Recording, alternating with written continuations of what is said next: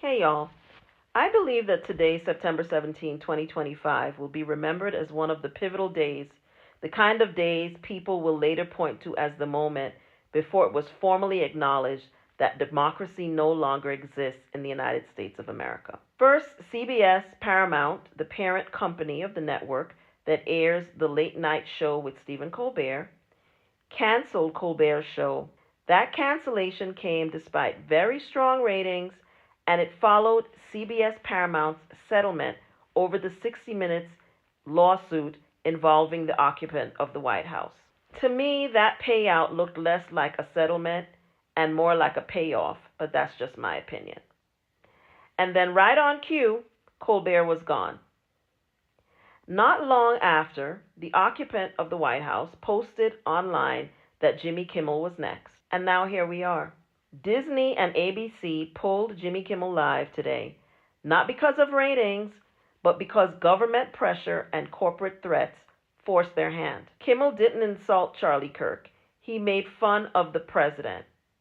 Yet ABC's broadcast license was threatened and the corporation capitulated. They folded like a deck of cards.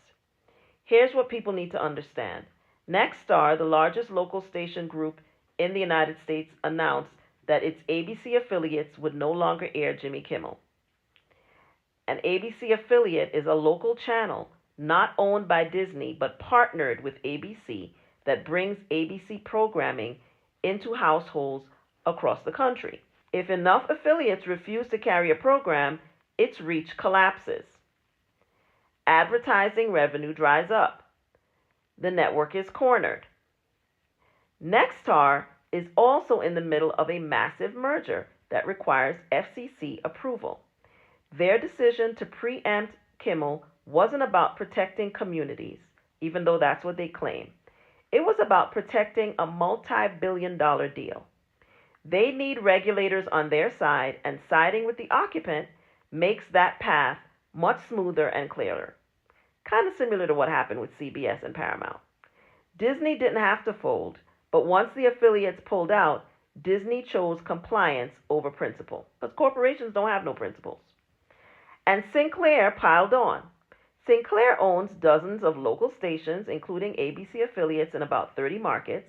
They don't control ABC, but by refusing to air Kimmel and demanding punishment, apologies, even donations to Turning Point USA, they added even more fuel to the fire and added more pressure. So when two of the biggest station groups in the country, both run by conservative owners and both dependent on the FCC licenses, move together like this, it's not about standards, and it's definitely not coincidental. It's about power and it's about money. Always follow the money, I always say. It's the same pattern. We saw it with CBS Paramount, a payout over 60 Minutes, then Colbert canceled, despite high ratings. We see it now with Nexstar and Sinclair. There are no principles. There is no concern about democracy or the clear turn to authoritarianism. There is no concern about the lives Americans will lead under an authoritarian rule. There is only concern about mergers, approvals, and billions of dollars at stake. If they will do this to a famous, wealthy, white man with lawyers, imagine what they will do to little people. Already, public employees are being fired for comments online. Private employees are being fired for comments online. That's why I am canceling my Disney Plus and Hulu subscription. I won't keep paying even a little to companies that fold like this. And I will never set foot in a Disney park ever again. And I'm not telling anybody else what to do. I'm just telling you what I'm going to do. Because frankly, in my mind, this is where we are now. We all have to make choices, large and small, about where we stand. Those choices will say everything about who we are. This is how democracy ends. This is how democracy dies. Not with one law in Congress, but with government threats, corporate compliance, and a culture of fear and chaos. All we have to do is look to history, and I highly recommend that you read The Rise and Fall of the Third Reich. It is on my AntiHR reading list. I'm in the process of updating the list right now, and I'll share it later. If you're watching my TikTok, you can find the link to my reading list in my link tree. If you're watching this on YouTube, the link is in the description of this video. And maybe some of you will ask, what does this have to do with HR? What does this have to do with human resources? Aren't you supposed to only talk about HR? Well, my answer is that this has everything to do with HR. Because frankly, what happens in the public sphere, especially something like this, is going to impact how you experience your workplace and the things that HR will do. It will trickle down into how you experience everything at work. Starting tomorrow, somebody's going to come up to you and ask, what do you think about what happened to Jimmy Kimmel? My advice is you don't think nothing about it, especially if you are black. You don't have no opinions. Let them go discuss it amongst themselves. You stay out of it. This environment is already hostile to our presence as it is. Don't put yourself in a position to be targeted and even lose your job. You don't have an opinion about any of this, not at work. But you must understand what this means. The First Amendment protects you from direct government censorship to a certain extent, but it doesn't stop the government from indirectly interfering with your speech the way it did to Jimmy Kimmel today and the way it's done to many, many people since September 10. It is creating pressure that causes corporate compliance. So don't think it can't get around to you.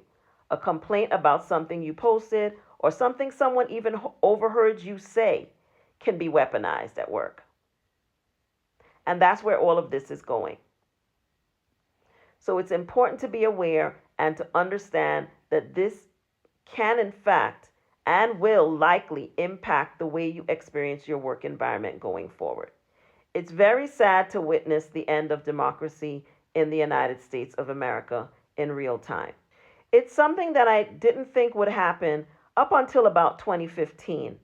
That's when I kind of felt in my bones not only that it could happen, that it would happen. I understood that the cancer at the soul of the United States of America, its white supremacy and its morbid commitment to anti-black racism, would eventually cause its collapse. That's one of the reasons that I left. I knew it was coming. But still, to see it unfold so quickly after the return of the occupant to the White House is quite jarring. Anyway, I just wanted to share my thoughts on this subject, and I really appreciate all of you watching. Please tell me what you think in the comments.